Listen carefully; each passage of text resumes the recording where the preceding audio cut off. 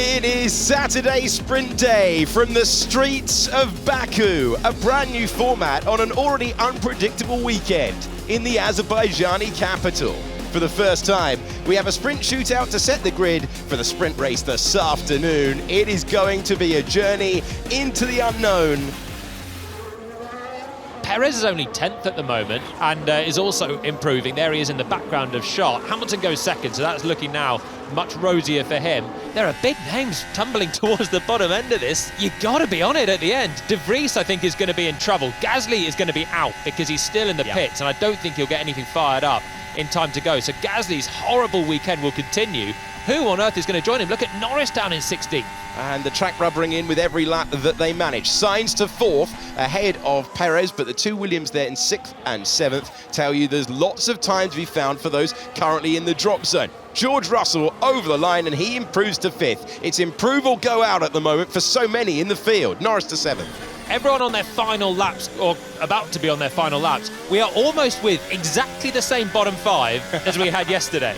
If Tsunoda can jump up, he's the star of yesterday that's down at 18. Oh, into the wall goes the Williams of Logan Sargent. Tricky corner, into 15. He's got traffic ahead, might have distracted him, but he's just gone in too deep. Man, the Ferraris were in the middle of the road. And that is a red flag. Zhou Guanyu, Valtteri Bottas, Yuki Tsunoda, Pierre Gasly and Nick de Vries staring at the exit. There's no time to build and go round again. And it's Norris who comes over the line, and he does not improve overall.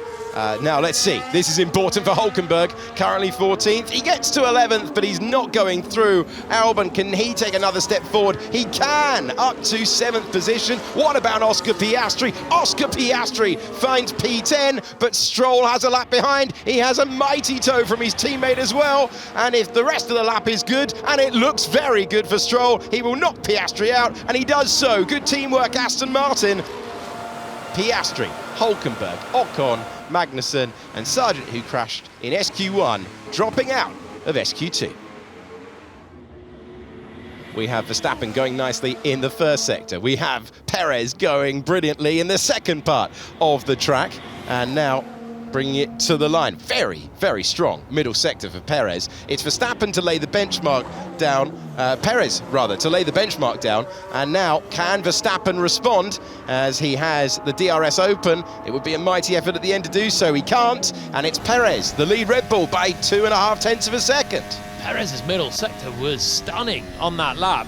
Verstappen was quicker in the first and third, but Checo had a good 4 tenths to his teammate in the middle part. Over a flying lap around this racetrack, Charles Leclerc is absolute magic, and he's looking to try and take another P1 slot in a time session.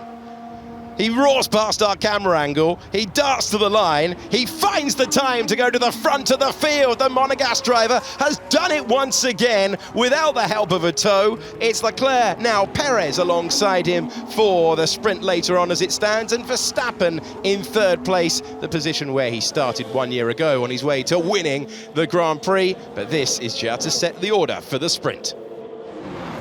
Verstappen's first sector not good either. 2 tenths off Leclerc. Perez making some time now in the middle. Fastest middle of anyone. Verstappen's first sector not good. There's a yellow.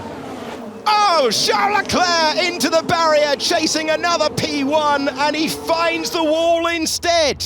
Charles Leclerc currently P1, but we know the straight line speed for Sergio Perez is absolutely enormous. He's got the fastest middle sector. Checkered flag out for Perez, who comes over the line, but he can't find an answer. Hamilton is not able to improve. It's still a yellow flag. And can Verstappen find a way past? Yeah, Verstappen was ahead of Leclerc, crucially, so he still can keep his foot in here, slithering out of the final corner, can run it to the line. He's personal best in the middle sector, but he's still behind the top 2. Leclerc's in the barrier, but he's still got a chance of hanging on to that position. Verstappen needed a mighty exit from 16 all the way along to the line now. Let's see if he can move up to the front row at least for the sprint. Can he displace Charles Leclerc? No, he improves his time, but he remains in 3rd. And what an extraordinary situation we have here. The man who was in the barriers is the man at the top of the timing page. And it was an oversteer as he turned in, lost the grip. The grip level's just not there today. He's a second and a half off what he did on the same tyres in yesterday's qualifying. Sorry for Carlos.